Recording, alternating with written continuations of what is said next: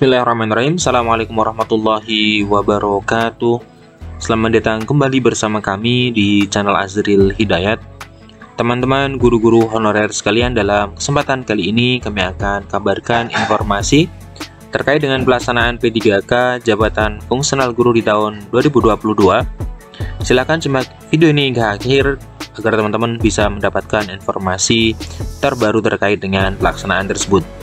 Namun sebelum kita masuk di pembahasan, silakan bagi teman-teman yang baru saja menemukan channel kami, subscribe dan jangan lupa nyalakan lonceng notifikasinya. Terima kasih. Kita ke pembahasan. Jadi teman-teman sekalian, bahwa pengadaan P3K untuk jabatan fungsional guru tahun 2022 ya, itu menyisakan masih banyak masalah, terutama di sini adalah meninggalkan ada 193.954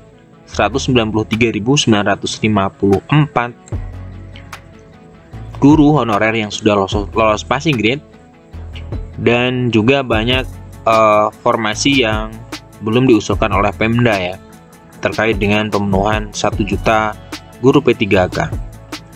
Nah, ada berita yang beredar bahwa sisa formasi yang ada, yaitu sebanyak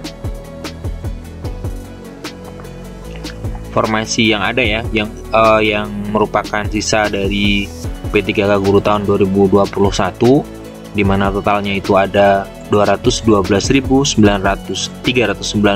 formasi. Ini yang terdiri dari 117.939 formasi yang belum pernah dilamar. Ini akan dialokasikan kepada pelamar umum ya, dalam seleksi tahun ini, tahun 2022. 117.939 formasi yang akan menjadi formasi yang diperbuatkan oleh pelamar umum. Tentunya hal ini kita tahu ya, bahwa untuk pelamar umum itu adalah guru honorer yang mengabdi di bawah 3 tahun, guru swasta, dan lulusan PPG.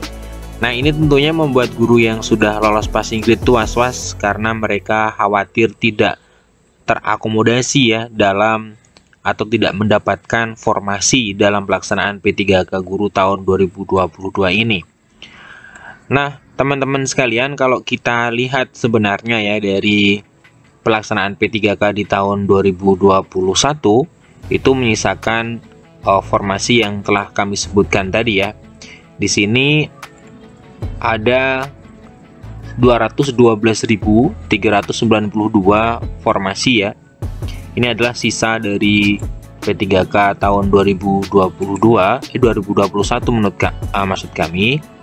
Nah, kemudian dari bagian dari 212.392 yaitu 117.939. Nah, ini digunakan atau dialokasikan untuk pelamar umum. Padahal dibutuhkan 193.954 formasi yang dibutuhkan, sehingga prioritas 1 ini mendapatkan formasi dalam P3K guru tahun 2022. Baik itu untuk guru swasta, kemudian guru honorer di sekolah negeri, ataupun pelamar lulusan pendidikan profesi guru ya. Ketika ada yang lulus passing grade dan belum mendapatkan formasi, maka mereka dijamin untuk mendapatkan formasi sebagai prioritas yang pertama. Nah, tentunya dari 212.392 ini menjadi berkurang ketika 23%-nya atau yang belum pernah dilamar itu dialokasikan untuk pelamar umum. Kemudian seperti apa? Kalau kita cermati dari data ini ya, bahwa sudah ada 334.631 ini formasi yang sudah diajukan Pemda.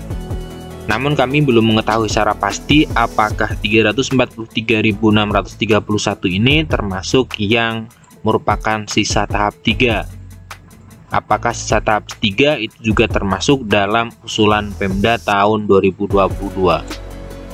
Nah, misalkan iya, maka 343.631 ini menurut kami cukup ya untuk mengalokasikan 193.954 guru yang sudah lolos passing grade yang masuk dalam prioritas pertama.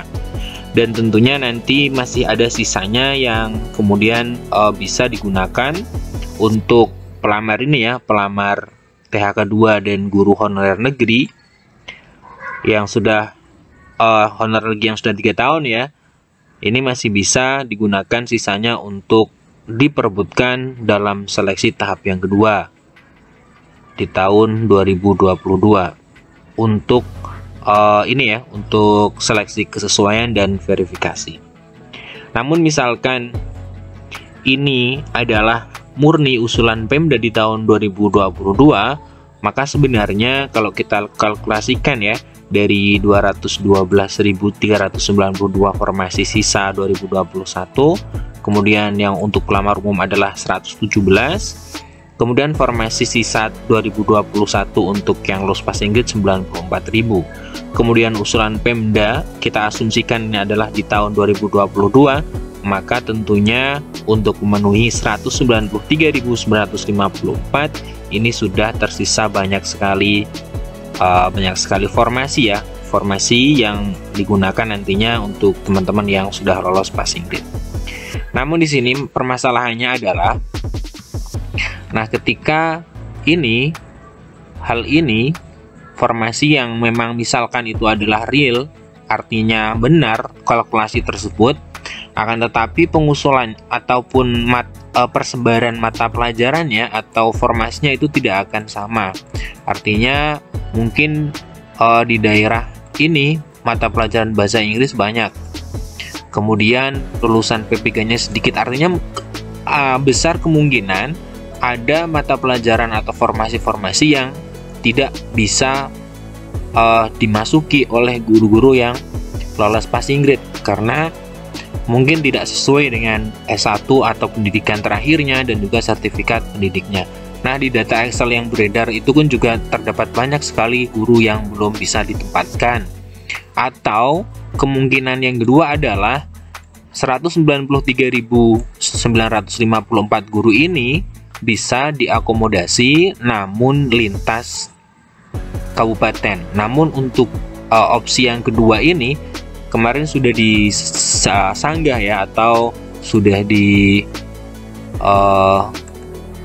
dipastikan oleh Bu Nunuk Suryani dalam postingan terakhir beliau bahwa di sini disebutkan ya, untuk guru-guru yang sudah lolos passing grade tidak ada guru yang ditempatkan di daerah luar daerah kewenangannya, artinya tidak masuk ke provinsi lain, apalagi masuk ke provinsi lain ya, tidak lintas pulau seperti itu, akan tetapi dalam satu wilayah kewenangan, dalam satu kabupaten, kota, ataupun dalam satu provinsi.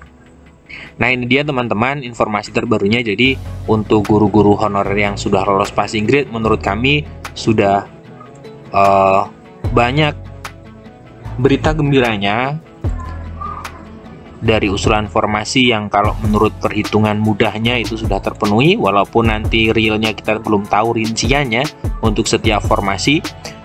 Kemudian tidak ada penempatan di luar wilayah kewenangan, artinya nantinya berada dalam satu provinsi atau satu kabupaten ataupun kota. Dan yang perlu teman-teman ketahui, di sini Pemda juga masih melakukan pengusulan kembali. Ada yang menambahkan formasi-formasi ya, dan yang terbanyak adalah formasi guru tentunya, dengan tujuan memang kebutuhan di dalam provinsi atau kabupaten tersebut itu terpenuhi, terutama adalah kebutuhan untuk tenaga guru. Sekian informasi dari kami, semoga ini memberikan manfaat bagi teman-teman sekalian. Assalamualaikum warahmatullahi wabarakatuh.